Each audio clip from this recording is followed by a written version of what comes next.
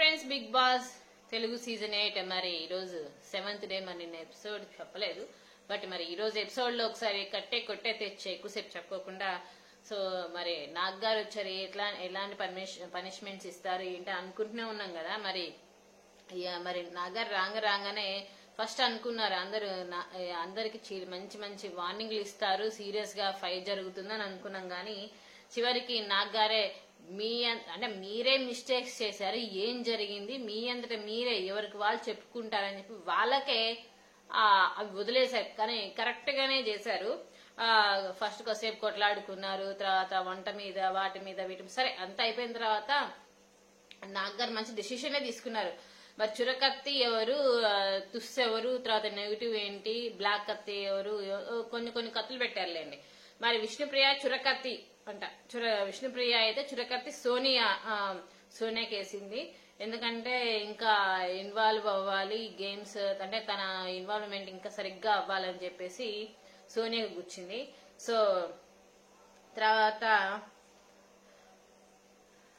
మళ్ళీ అంతేకాదు, విష్ణుప్రియ ఏంటంటే సోనియాకి అన్నది, ఆడపిల్ల ఊరికినే ఏడుస్తారా, కారణం ఉంటే ఏడుస్తారా, బాధపడితే గుచ్చుతావా. సో దీని మీద టాపిక్ నడిచింది మొత్తానికి. అంటే ఏం జరిగిందో కూడా తెలుసు. సోనియా ఎటువంటి పర్సనాలిటీనో తెలుసు, క్లీనింగ్ డెవలప్మెంట్ తో కాదు, పుణ్యశ్రీ అంటే పెరుగుతుంది కదా. సో మొత్తానికైతే మంచిగానే, అంటే చిన్నగా ఇస్తూనే అందరికి మంచి ఇన్ఫర్మేషన్, అంటే మంచి ఫైర్ బ్రాండింగ్ లాగా ఇదయ్యారు. వాళ్ళంతా వాళ్ళే అవును కదా నేనే తప్పు చేశాను కదా అనేసి ఇదైపోయారు అనమాట. నెక్స్ట్ నైనిక యష్మికి వేసింది డబుల్ సెట్ డాగర్. సో ఎందుకంటే యష్మి గురించి అదన్నారు ఇదన్నారు చాలా ఉన్నాయి కదా, వాటి గురించి మాట్లాడారు. తర్వాత బేబక్ నిఖిల్ కేసింది. ఎందుకంటే తను మాట్లాడే విధానం బాగుంది, అన్ని బాగున్నాయి, బట్ తన సోనియా కావాలనుకున్నాడు ఏది మన చెఫ్ టీమ్ లో.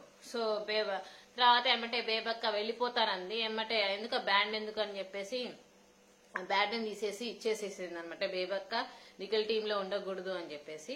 సో నెక్స్ట్ అబ్బాయి నిఖిల్ కి వేశారు. సీత యష్మి మొత్తం నెగిటివ్ ఎనర్జీ యష్మిలో ఆపిస్తుందని సీత చెప్పింది. నువ్వు ఎలా ఆడుతావో చూస్తాను సీత, నాకు తెలుసు నీ ఆట ఎలా ఉందో ఏంటో నాకు అవపడదా, ఇక నేను చూస్తారు ఎప్పటి నుంచి అనేసి కిరాక్ సీతకి నాగార్జున గారు చెప్పడం జరిగింది. మరి కిరాక్ సీత ఇప్పుడైనా ఇంకా ఆ గేమ్ స్టార్ట్ చేస్తుంది, ఇంకా ఆటలో ఇంకా మంచి పవర్ చూపిస్తుందేమో ఆడియన్స్ ఎక్స్పెక్ట్ చేస్తున్నారనమాట. సో అంతేకాదు సోనియా ఏమో బేబక్క కేసు, ఎందుకంటే కుకింగ్ చేసేటప్పుడు నెగిటివ్ ఎనర్జీ ఉంటుందట.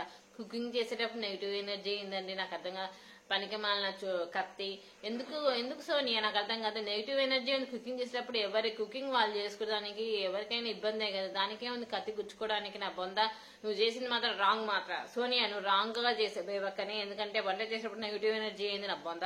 తర్వాత నవీన్ నిఖిల్ కేసారు. ప్రేరణ ఆదిత్య ఓం గారికి తుప్పు పట్టిన కట్టి, ఎందుకంటే సార్ నేను ఎందుకంటే మింగిల్ అవ్వట్లేదు, అందులో వాళ్ళ లొకేషన్ వాళ్ళ గురించి తెలుసుకుంటున్నాం కానీ హౌస్ లో ఏంటి గురించి తెలుసుకోవట్లేదు అనేసి. సో మణికంఠ యష్మికి వేసింది. బేబక్క తర్వాత ఆమ్లెట్ శేఖర్ భాష గారు ఆమ్లెట్ చేస్తుంటే ఆదిత్యవం గారు శేఖర్ భాషకి వేసారు చురగత్తి.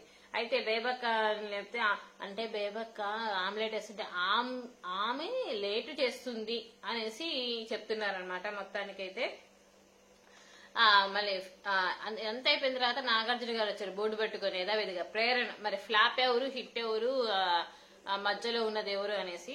ఫ్లాప్ అయితే దీంట్లో ఫ్లాప్ గురించి చూద్దామని చెప్పి ప్రేరణ ఈ వారం ఫ్లాప్ అంట. ఎందుకంటే తను 40 వరకే ఇవ్వగలుగుతుంది, 65 కూడా ఇవ్వలేకపోతుందని చెప్పడం జరిగింది.